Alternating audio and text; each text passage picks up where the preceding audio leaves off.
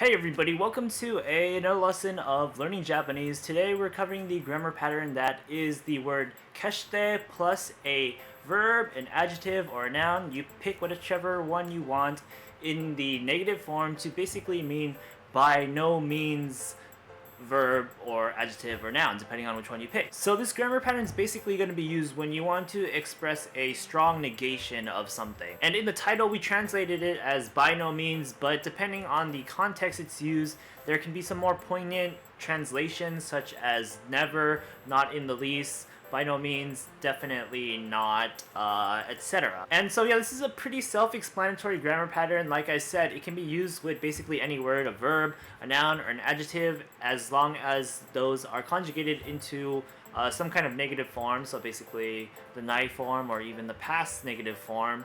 And there's not even the restriction of it having to be in the plain form like a lot of grammar patterns have. In this grammar pattern, you can conjugate them into the plain form or the polite form. Either one's fine. Unless you're combining grammar patterns into the same sentence, then you would have to look out for the rules of the other grammar patterns that you're using. But here, if you're just using kesshite, then polite form is fine, plain form is fine. So yeah, kesshite plus negative form of a word to basically mean by no means that word. So yeah, now let's just jump into some examples to get a better look at this. Okay, so for our first example sentence, we have a pretty long one, and it goes, あのクラスは決して優しくない。取るつもりならすぐに教科書を読み始めた方がいいよ. And what this line will translate to is basically, that class is by no means easy. If you're really thinking about taking it, then you should start reading the textbook immediately. So let's break down the sentence bit by bit. First up, we have ano kurasu, and ano is just that. Kurasu is going to be class, so that class. We have wa marking as the topic, and then we have our grammar pattern. So we insert the word kesshite, then now we're going to use a word in its negative form. What we're using here is the ii adjective yasashi, which means easy in this case. So we need to conjugate easy into its negative form, and it's going to be in the present tense, so yasashi turns into yasashikunai. And so then we have kesshite yasashikunai, and that is going to translate to by no means easy. So that class is by no means easy. And so with that first sentence in the example, we've pretty much covered the grammar pattern part of it, but we'll just analyze the second sentence as well. So right after that, we have toru tsumori, and this is of course the grammar pattern that is the dictionary form of verb plus the noun tsumori to mean intend to do the verb. So toru is to take, so toru tsumori is intend to take. Right after toru tsumori, we're going to add the nara to make this into a conditional. So if you intend to take the class, if you're really thinking about taking the class. Sugu ni, which means basically immediately, it's going to be an adverb here. Then we have kyoukasho, and this is going to translate to textbook basically. We have the particle o marking kyoukasho as the direct object, the verb that's about to come, and the verb that's about to come, that has come now, is yomihajimetu, and this is going to be the compound verb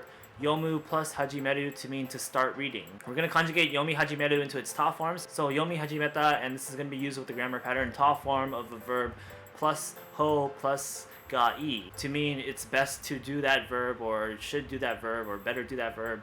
And so yeah, yomihajimeta hoga-i is going to basically be it's best if you start reading the book. So now let's combine everything together, and we have once again, あのクラスは決して優しくない。取るつもりならすぐに教科書を読み始めた方がいいよ. That class is by no means easy. If you really intend to take it, then you should start reading the book immediately. Okay, so that first example was using the grammar pattern kesshite with an adjective. For our next example sentence, we're going to be using it with a verb. And so for our line, we have Kare wa chuujitsu hito desu kara kesshite tomodachi o uragirimasen. And what this line will translate to is basically he is a loyal person, so he would never betray his friends. Let's break down the sentence bit by bit. First up, we have kare, which means he. We have wa, marking him as the topic of the sentence. We have chuujitsu, and chuujitsu is basically going to translate to loyal or faithful.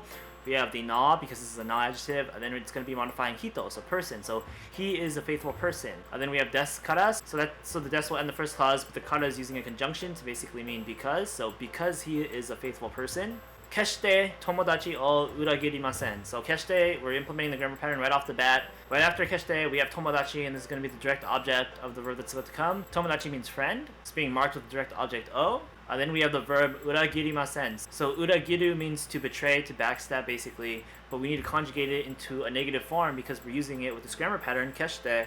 So we're going to conjugate it into the negative masen form. So uragiru turns into uragirimasen. So we take it and put it all together, and we have once again, Kare wa chuujitsu na hito desu kara kesshite tomodachi o uragirimasen. Because he is a loyal person, he would never betray his friend. Now for our last example sentence, we're going to be using this grammar pattern with the only type of word that's left, which is a noun. And for our relatively short example sentence, we have the line anata wa kesshite hitori janai. And what this line will translate to is just you're never alone, basically.